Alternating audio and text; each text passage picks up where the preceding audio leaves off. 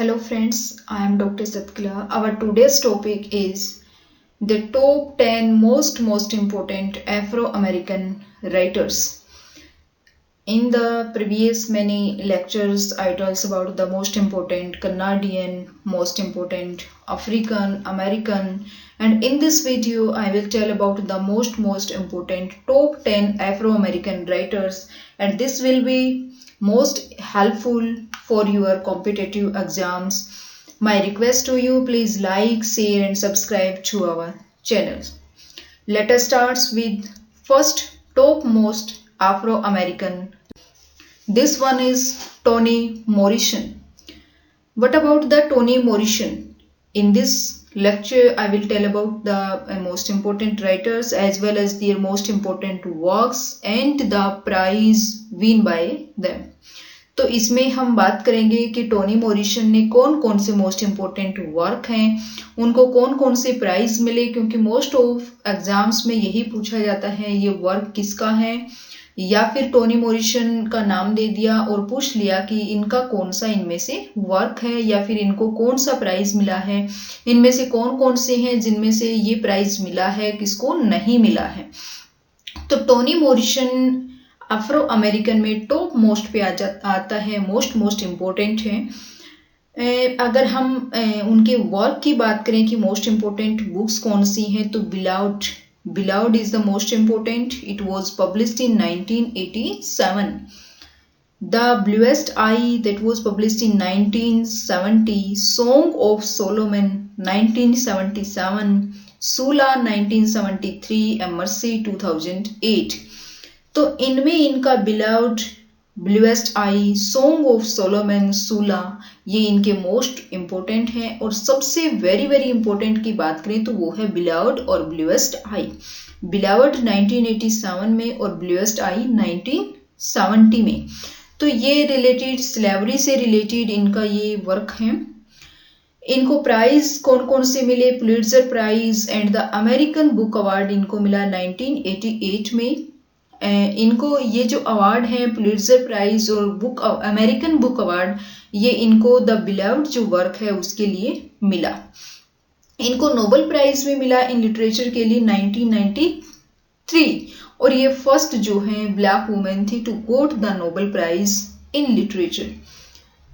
कौन थी? First black women to got the Nobel prize in literature. Literature में Nobel prize पाने वाली ये फर्स्ट ब्लैक वुमेन थी who got Nobel Prize in 1993। तो इनका हमें लर्न करना है बिलाउड 1987 में, ब्लूएस्ट आई 1970 में, और पुलिट्जर प्राइज और अमेरिकन बुक अवार्ड इनको मिला द बिलाउड के लिए। नोबेल प्राइज पाने वाली फर्स्ट ब्लैक वुमेन थी इन लिटरेचर। ठीक है, उसके बाद हमारा आता है राइटर। नेक्स्ट राइटर में है हमारा एलिस वॉकर। एलिस वॉकर भी टॉप मोस्ट इम्पोर्टेंट है। इनकी हम बुक्स की बात करें, colour purple that is the most important. It was published in 1982। Colour purple 1982। Everyday use 1973। The temple of my family 1989। Possessing the secret of joy 1992। In search of our mothers 1983। इनका भी most of slavery से related है।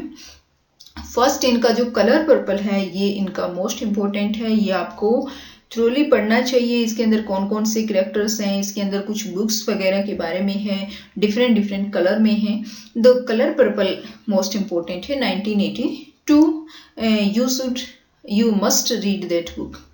Prize इनको कौन से मिले? National book award इनको मिला कलर पर्पल के लिए। पुलिट्जर प्राइज इनको मिला होल फिक्शन के लिए।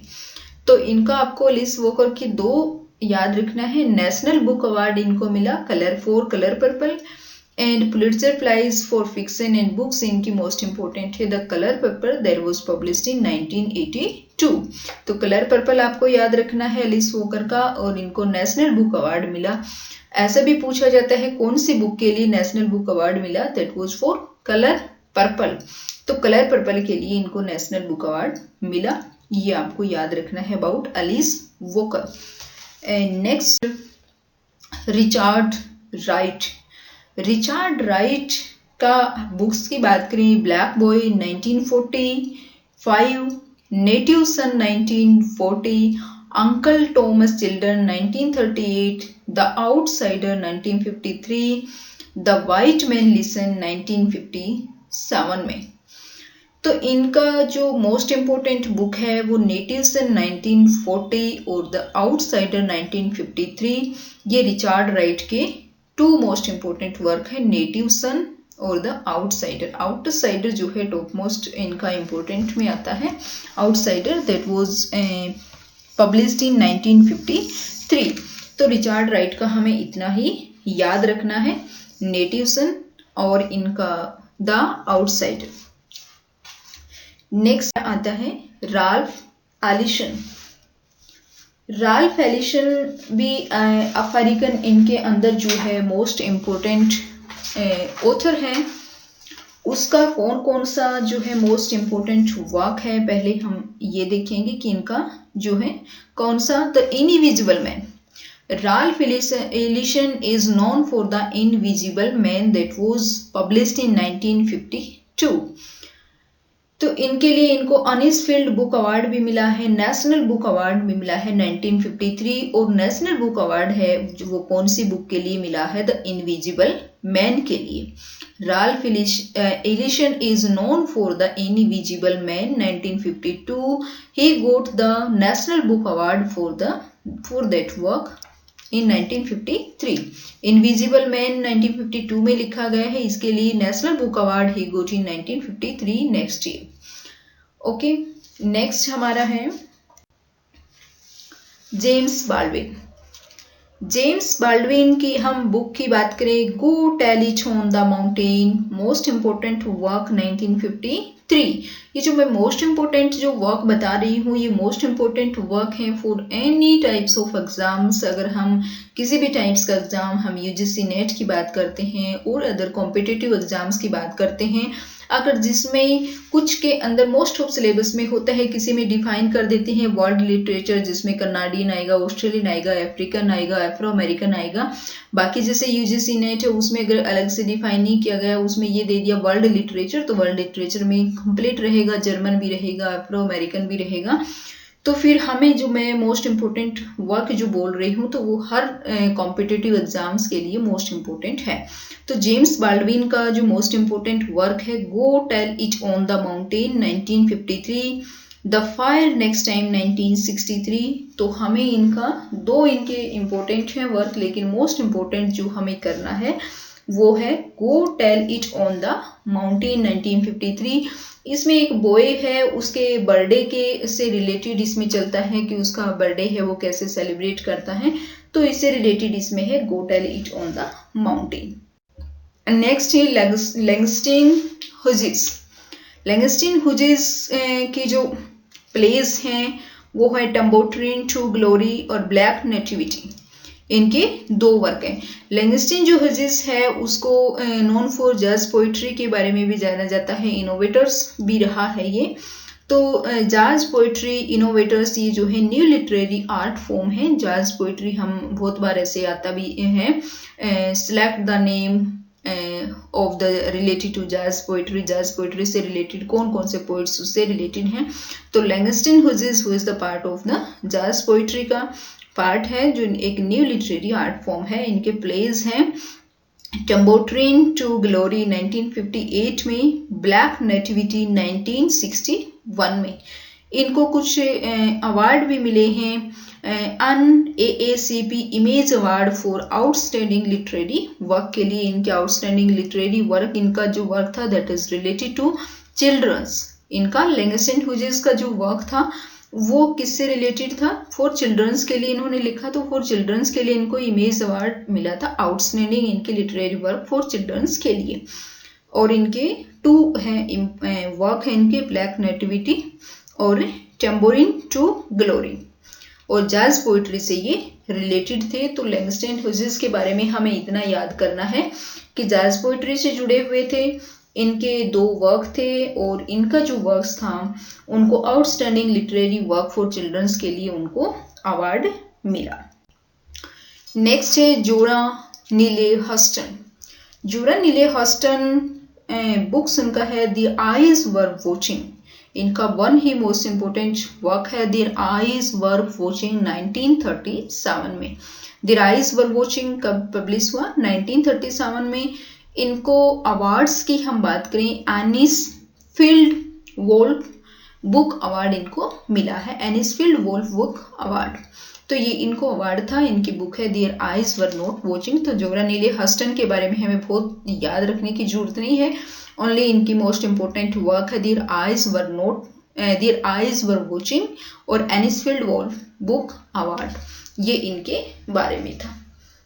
इनका नेक्स्ट जो हमारा राइटर है वो है माया एंग्लियो। माया एंग्लियो मोस्ट इम्पोर्टेंट इसमें आता है। माया एंग्लियो ने फीमेल राइटर है माया एंग्लियो, उन्होंने रिलेटेड टू स्लेवरी से रिलेटेड ही उन्होंने लिखा है। उन्होंने वुमेन की जो है कंडीशन उन्होंने यहाँ पे बताई है अपने बुक्स के थ्रू। उसमें बुक्स में बहुत बार कंपेयर भी करती है, जैसे बर्ड्स वगैरह केक्ड बर्ड्स हैं, किस प्रकार से वुमेन है वो remain the four walls of the house in the same way caked birds.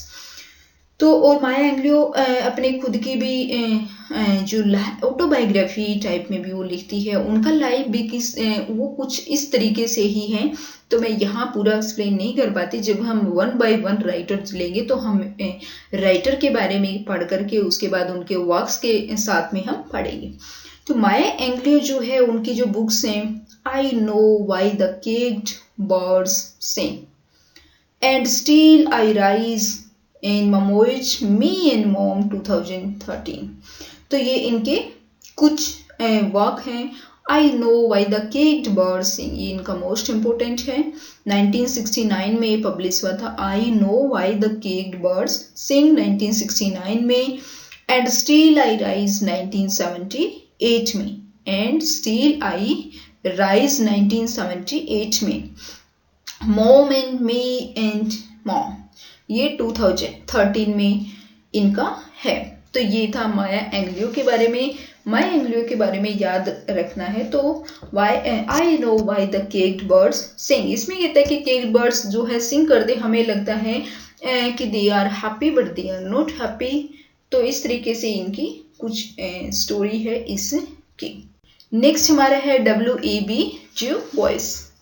W.E.B. Du Bois जो है वो नॉन फॉर किसके लिए जाना जाता है? The soul of black folk. The soul of black folk 1903 में, ब्लैक रिकंस्ट्रक्शन 1935 में, द क्राइसिस द निग्रोज 1915 में। तो ये इनके कुछ वर्क्स हैं जो स्लेवरी से रिलेटेड हैं। तो मोस्ट इम्पोर्टेंट इनका है the souls of black folk 1903 में, the soul of black folk. Black reconstruction है 1935 में, द क्राइसिस है, निग्रोज है 1915 में। तो ये कुछ W.E.B. Du Bois जो है उनका कुछ वर्क्स हैं। नेक्स्ट हमारा है ऑक्टेविया ई बटलर।